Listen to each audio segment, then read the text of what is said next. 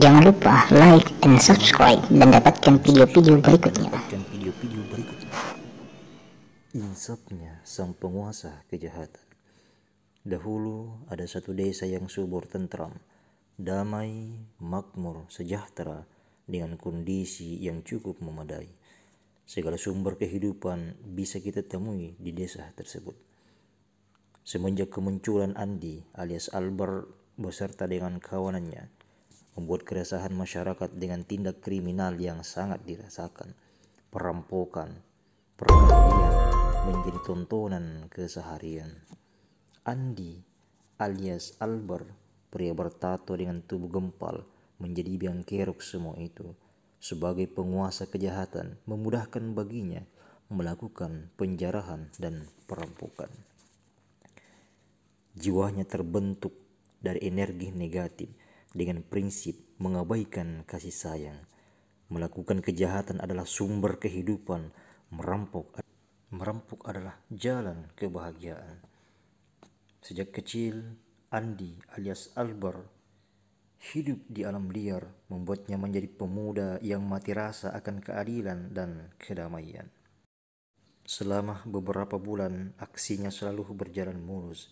Kekayaannya semakin melimpah sebagai penguasa kejahatan yang melekat pada diri. Saat malam tiba, Andi yang hendak tidur mengalami kegoncangan jiwa.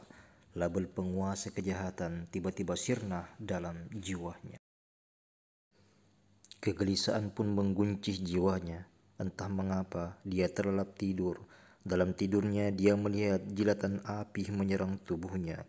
Sontak dia terbangun dari tidurnya. Wajahnya mulai pucat, detak jantungnya berdebar kencang, keringat dinginnya membasahi tubuh membuatnya semakin panik. Di pagi-pagi buta, dia melarikan diri, meninggalkan istana kejahatannya tanpa arah dan tujuan. Setelah menempuh perjalanan yang cukup melelahkan, Andi alias Albert akhirnya memutuskan mampir di salah satu masjid sekaligus merebahkan tubuhnya karena kelelahan. Tiba-tiba dia tertidur. Dalam tidurnya dia dikejutkan dengan bisikan-bisikan, "Inilah tempatmu, inilah tempatmu." Dia pun terbangun dengan tubuh menggigil.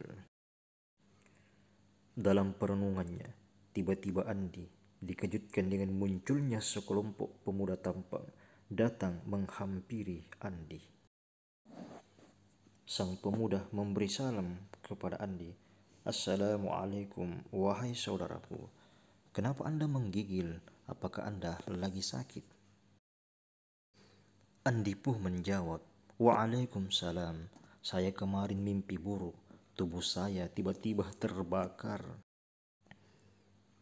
Para pemuda tersenyum melihat Andi. Para pemuda mengajak Andi sholat. "Sekarang sudah masuk waktunya sholat, wahai saudaraku. Ayo kita sholat." Andi pun kebingungan. "Maaf saudaraku, saya tidak pernah sholat, tidak pernah puasa. Yang saya lakukan adalah melakukan kejahatan." Dengan nuak dada suara terbata-bata. Para pemuda pun memberikan motivasi kepada Andi. "Wahai saudaraku, jangan takut. Allah Maha Pengampun lagi Maha Penyayang." Andi pun ikut sholat bersama dengan para sekelompok pemuda tersebut. Setelah sholat, Andi pun meminta kepada para pemuda untuk sementara waktu diizinkan tinggal di dalam masjid. Para pemuda mengatakan kepada Andi, "Wahai saudaraku, ini rumah Allah, siapapun berhak untuk memakmurkannya."